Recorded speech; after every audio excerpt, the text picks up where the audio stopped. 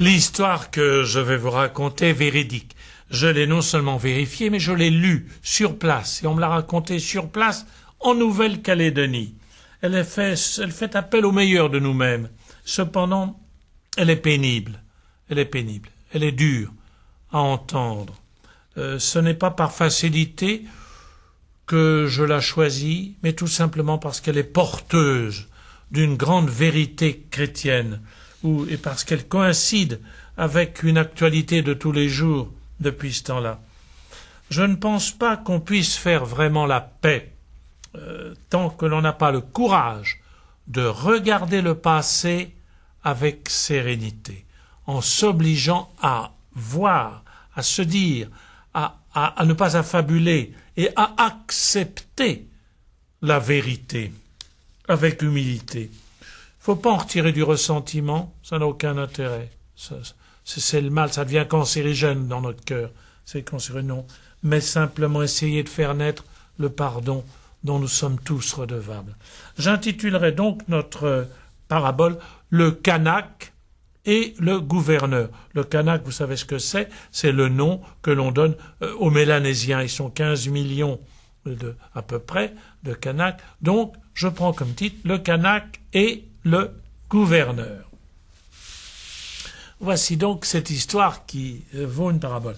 Elle est rapportée par l'un des plus grands serviteurs de l'Église, celui qui a écrit ce livre très beau, qui s'appelle La Grande Terre, qui est un pasteur protestant, le pasteur Lénart, qui a vécu au début du XXe siècle, dans les années 1900, et qui a été un extrêmement vigilant, je ne sais pas comment dire, attentif, aimant la Nouvelle-Calédonie, et qui nous a laissé plusieurs livres, dont La Grande Terre.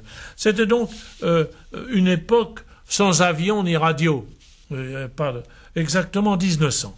Le gouverneur Feuillet, le gouverneur de la Nouvelle-Calédonie, arrivait dans sa colonie, la Nouvelle-Calédonie, rentrant d'un congé en France. Du paquebot qui pénétrait dans la rade, il y a une très très belle rade, qui est comme fermée, comme une anse qui serait quasi complètement fermée, qui pénétrait dans la rade de Nouméa. Il aperçoit un navire chargé de troupes et de canons. Et il demande, mais qu'est-ce que c'est que cela? Et on lui répond, mais il faut réduire les Kanaks mélanésiens qui se sont révoltés dans le nord, et on envoie un bateau pour cela.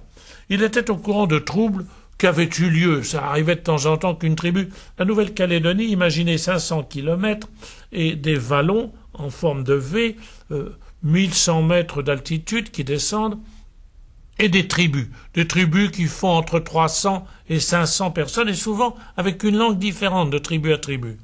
Alors le gouverneur était au courant de troubles qui avaient eu lieu dans le nord de l'île, mais il ne savait pas qu'on avait préparé une semblable expédition.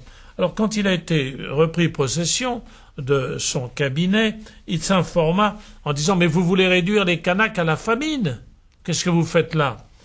Il dit ça presque en souriant au commandant militaire.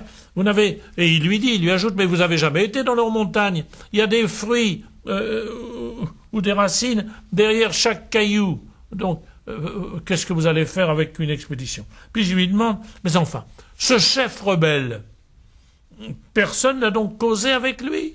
demande le gouverneur. Réponse « On ne peut pas le joindre. » Réplique du gouverneur Feuillet « Moi, je vais aller le voir moi-même. » Alors, grand émoi, bouleversement, on continue à raconter le pasteur Lénart. Lorsqu'on découvrit que le gouverneur voulait monter dans le nord, rencontrer personnellement le chef Aman. Et les émissaires Kanaks venaient par les vallées, et le gouverneur Feuillet, sans armes, avec simplement 2 personnes avec lui, s'enfonce dans le sentier d'une vallée. Le chef Aman, donc le Mélanésien, le Kanak, de son côté, torse et jambes nues, coiffé d'un énorme turban en forme d'œuf, était descendu au lieu fixé pour le rendez-vous, escorté simplement de 2 guerriers qui avaient juste une petite fronde autour du front. Le chef de la colonie, le gouverneur, et le chef des autochtones, Aman, s'entretinrent donc, et ceci pendant longtemps. D'un côté, il y avait comme ils s'appelaient eux-mêmes les sauvages lésés, et de l'autre côté, il y avait les colonisateurs qui chacun voulait l'éveil de leur peuple, d'une manière douce. Tout à coup, le chef Kanak, chef mélanésien, Aman, qui était un grand gaillard, regarde en face le haut magistrat français et lui sourit en lui disant « Gouverneur, j'ai vu ton cœur, et il est bon. » Et dès ce moment-là, il n'y eut plus de guerriers, de cannibales, de révoltes, de plaintes, mais un pacte d'amitié scellé entre deux hommes de cœur, et ce fut la paix. Le chef Aman, conquis, converti, très touché, n'utilisa aucune ruse, aucune subtilité, aucune hésitation pour son peuple. La page du passé avait été tournée, et avec tout ce qu'il y avait pu y avoir de douloureux ou douteux. Mais, comme dit l'historien, le pasteur Lénart, il dit il faut au cœur une nourriture, et aucune administration ne la donne, cette nourriture du cœur. Alors les Kanaks le savaient, eux, qui depuis plusieurs points de la Nouvelle-Calédonie avaient demandé des pasteurs indigènes pour pouvoir apprendre la religion et se convertir. Et ils avaient demandé ça, qu'on en fasse venir de l'archipel voisin, l'archipel des Loyalty. Mais Aman ignorait qu'on pouvait se tromper.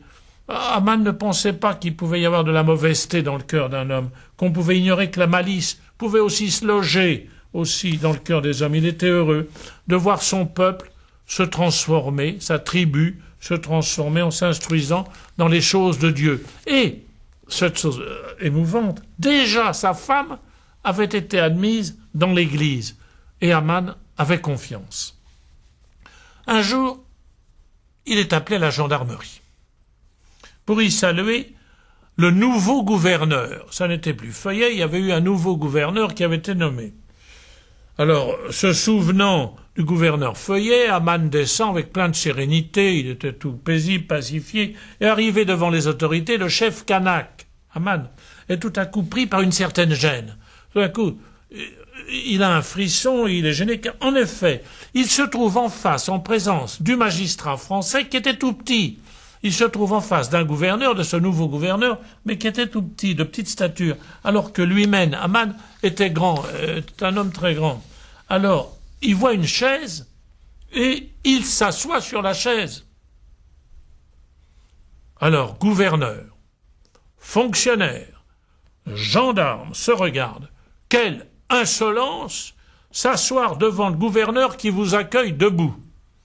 Aman est alors déclaré inassimilable et on l'exile dans une île à 2000 kilomètres de là, de son pays. Lui, il avait fait le geste de courtoisie habituel à sa tribu en se mettant au même niveau que celui avec qui il allait parler et qui l'accueillait. Et le journal de l'époque note simplement 7 mai 1910, exil d'Aman après une détention préventive de près de 20 mois. Le ministère avait pris une décision relativement à Aman, le chef de tribu des Poy, enlevé de sa tribu, attiré sournoisement ensuite à bord du Saint-Pierre sous prétexte d'un déjeuner offert par le capitaine du bateau du Tour de Côte. En place d'un déjeuner, le chef Kanak rencontra un gendarme, des menottes et la fosse au lion du navire. Aman, oui, avait été écroué ensuite dans une prison civile où la claustration en avait fait quasi un mourant.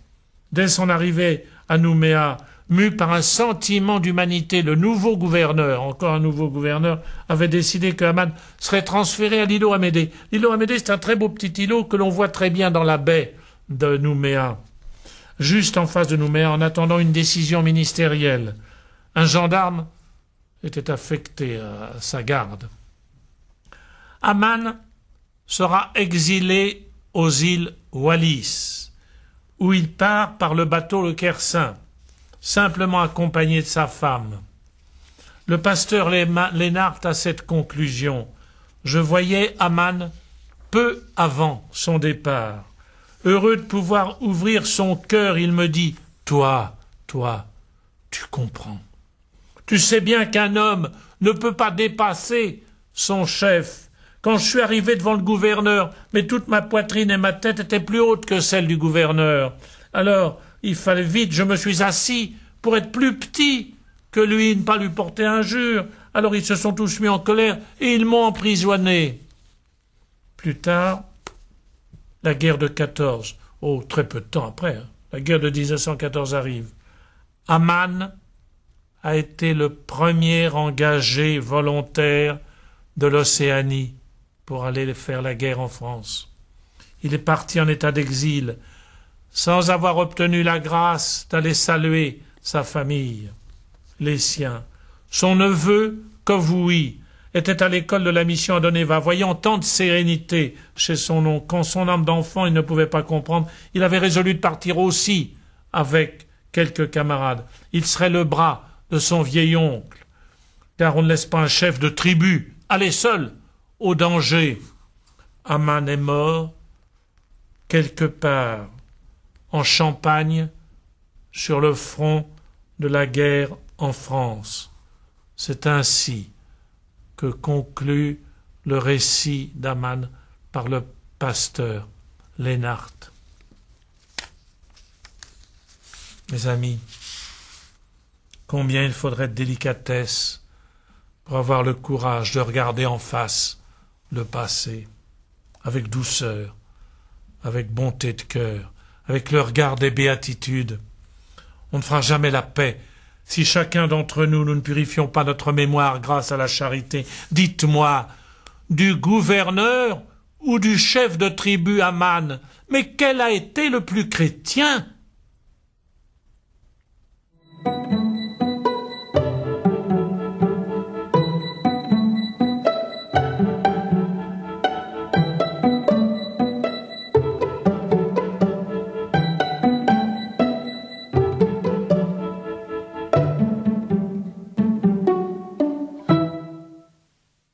Votre